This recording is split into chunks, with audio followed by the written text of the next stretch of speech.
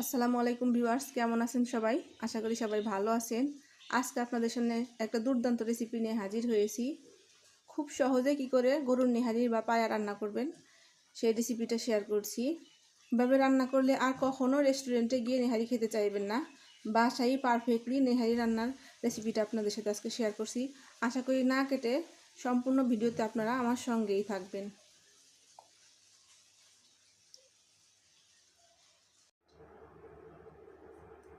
প্রথমে আমি নেহারিগুলোকে মাংসের টুকরাগুলোকে ভালোভাবে পরিষ্কার করে ধুয়ে পানি ঝরিয়ে নিয়ে নিয়েছি। নেহারি সবসময় একটু মাংসযুক্ত হাড় থাকলে সেটা রান্না করলে খেতে খুব বেশি ভালো লাগে। তো আমি এই জন্য বলেছিলাম যে একটু মাংস রেখে দিতে হাড়ের সঙ্গে, যাতে করে এটা খেতে একটু ভালো লাগে, জুসি জুসি লাগে। সেভাবেই করা হয়েছে।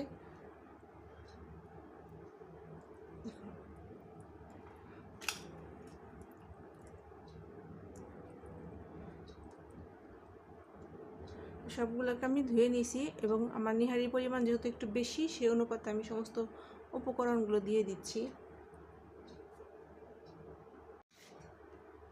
একটা বড় সাইজের হাঁড়ি নিয়ে নিয়েছি আমি, এতে করে রান্না করতে একটু সুবিধা হবে, যেহেতু একটু বেশি পরিমাণে পানি দিয়ে এটাকে অনেকক্ষণ সময় নিয়ে সিদ্ধ করতে হবে।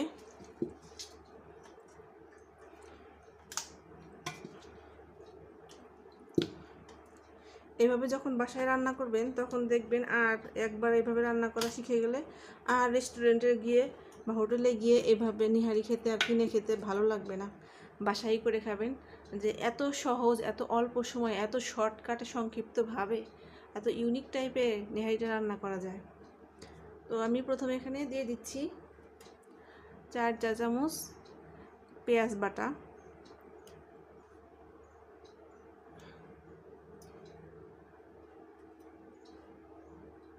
3 চা চামচ লবণ,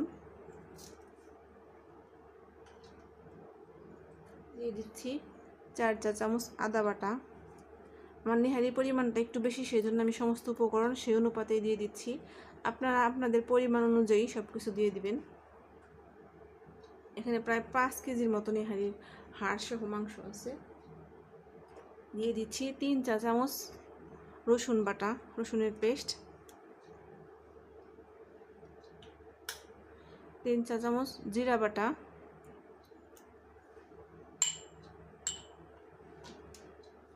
2 চা চামচ হলুদের গুঁড়া। নেহারিটা সাধারণত এমনভাবে রান্না করতে হয় যে ঝোলটা যেন একদম শুকিয়েও না যায়, আবার অনেক বেশি তরল না থাকে। ঝোলটা একটু ঘন ঘন হয়ে আসবে, কিন্তু ঝোলের পরিমাণটা নেহারিতে একটু বেশি থাকে, কারণ ঝোলটা খেতেই মেনলি বেশি ভালো লাগে। এবার দিয়ে দিচ্ছি 3 চা চামচ 2 চা চামচ মরিচের গুঁড়া,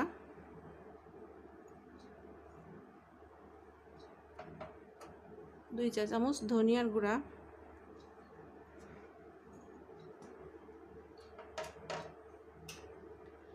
1 কাপের চেয়ে একটু বেশি পেঁয়াজ কুচি,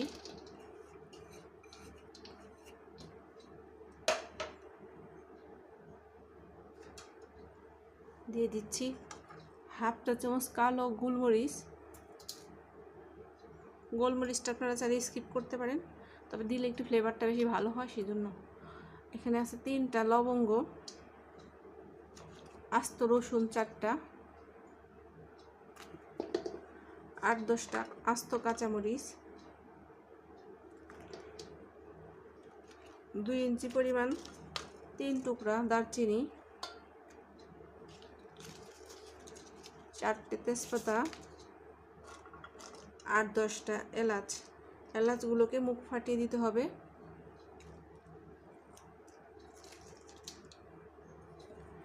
সমস্ত উপকরণের মধ্যে আমি এবার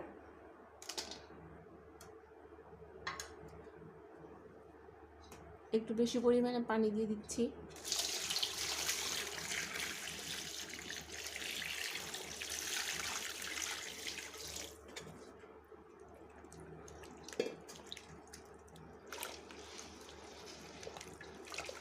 আপনারা চাইলে কোনো খুন্তি বা কোনো কিছুর সাহায্যে নাড়াচাড়া করতে পারেন। পানির পরিমাণটা একটু বেশি দিতে হবে, যাতে করে 6 থেকে 7 ঘন্টা জাল হওয়ার কারণে একদম শুকিয়েও না যায়, আবার একদম বেশি পরিমাণেও না থাকে। এইভাবে নিহারিতে পানি দিতে হবে ঝোল হিসেবে। এবার আমি এটাকে চুলায় বসিয়ে দিচ্ছি। এবার হাঁড়িটাকে আমি চুলায় বসিয়ে দিয়েছি। চুলার হিটটাকে একদম লো ফ্লেমে রেখে দিয়েছি। ঢাকনা দিয়ে ঢেকে দেব। এবং এখন বাজে প্রায় 11:30টার মতো রাত্রি। আর সারা রাত্রি এটা আস্তে আস্তে জাল হবে। সকাল 6:30 7টার দিকে আমি এটাকে চুলা থেকে নামিয়ে ফেলবো। তখন আপনাদের সাথে শেয়ার করবো। এর মধ্যে আমার নাড়াচাড়া করার বা কোনো কিছু করার কোনোই প্রয়োজন পড়বে না। আমি প্রায় 10 থেকে 12 বছর যাবৎ এভাবেই নিহারিটা রান্না করে আসছি। যেভাবে রান্না করে আসছি ঠিক সেভাবেই আপনাদের সাথে আমি রেসিপিটা শেয়ার করছি। আশা করি আপনারা এটার বাসায় ট্রাই করে দেখলেই এর টেস্টটা বুঝতে পারবেন। ভিউয়ার্স, ফিরে এলাম 6 ঘন্টা পর। এখন বাজে ভোর 6টা। দেখেন আর রান্নার পরিস্থিতি। অন ক্যামেরা বা অফ ক্যামেরা কোথাও আমি এক বিন্দু পরিমাণ তেল দেই নাই। দেখুন মাংসগুলো ফুলে ফুলে একদম সুন্দর মিশে গেছে আর খুবই নরম, খুবই সফট হয়েছে। ঝোলটা যে পরিমাণ আছে নিহারি খাওয়ার জন্য এই ঝোলটাই ঠিক আছে। এর চেয়ে বেশি শুকালে নিহারির ঝোল না হলে খেতে ভালো লাগবে না। তো এবার আমি এক কাজ করছি, যেহেতু শেষ পর্যায়ে আমি নামিয়ে ফেলবো, আমাদের ঠিক 5 মিনিট আগে এই একটা বাটিতে আমি 1 কাপ পানি নিচ্ছি। সেই সাথে দিয়ে দিচ্ছি 2 টেবিল চামচ কর্নফ্লাওয়ার। এটাকে আমি খুব ভালো করে গুলিয়ে নিচ্ছি। গুলিয়ে আমি এখানে দিয়ে দিচ্ছি।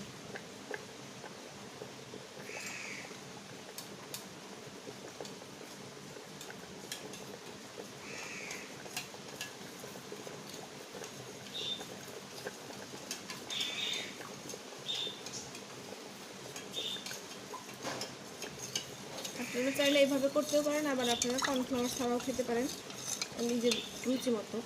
আমি যদি কর্নফ্লাওয়ারটা এই কারণে দিই, এটা একটা আরেকটু আঠালো ভাব হয়, খেতে খুবই ভালো লাগে।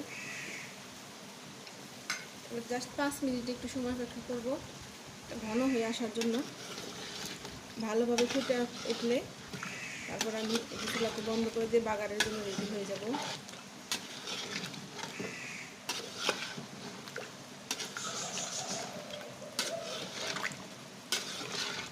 দেখুন আমার মাংসের অবস্থা, একদম জুসি একটা ফ্লেভার চলে আসছে। এবার আমি নামিয়ে বাগার দিয়ে দিচ্ছি।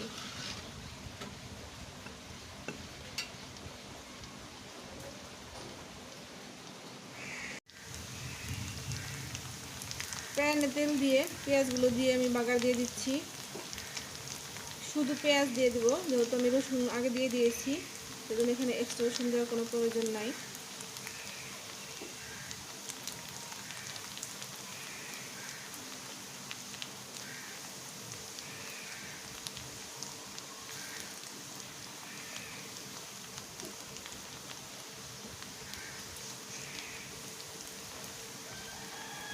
নেহারিটা খুবই স্বাস্থ্যসম্মত একটা খাবার। এটা হাড়গোড়ের ব্যথা, জয়েন্টের ব্যথা, এগুলোর জন্য খুবই ভালো।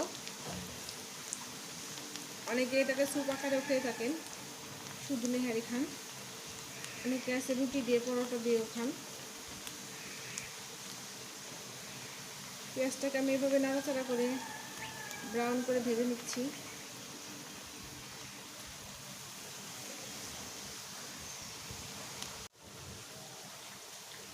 বাগার রেডি হয়ে গেছে। আমি এবার এটাকে নেহারির সঙ্গে মিশিয়ে নিচ্ছি।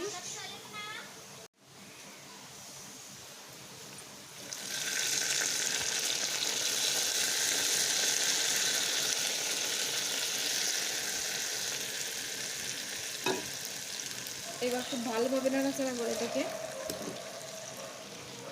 জাস্ট 3 থেকে 4 মিনিট সময় আমি ঢাকনা দিয়ে ঢেকে রাখবো, যাতে করে বাগারের ফ্লেভারটা নেহারির ভেতরে প্রবেশ করে। এরপর আপনাদেরকে পরিবেশন করে দেখিয়ে দিচ্ছি। দেখো কতটা জুসি, কতটা টেন্ডারনেস হয়েছে।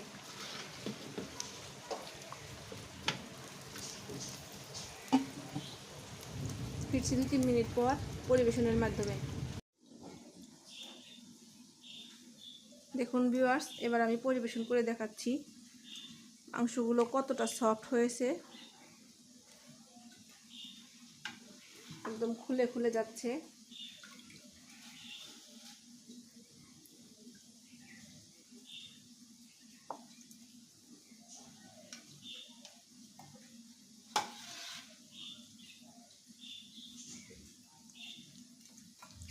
এরকম জুসি নেহারির ফ্লেভারটা পেতে চাইলে অবশ্যই আমার রেসিপিটা আপনারা ফলো করবেন। কেমন লাগলো লাইক কমেন্ট শেয়ার করে জানাবেন।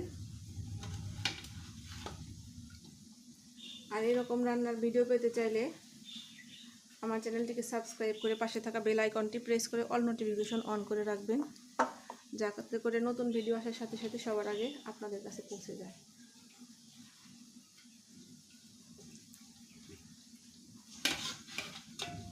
তো আজকের মতো বিদায় নিচ্ছি, দেখা হবে নতুন কোনো ভিডিও নিয়ে। সেই পর্যন্ত সবাই ভালো থাকবেন। আজকের মতো আল্লাহ হাফিজ।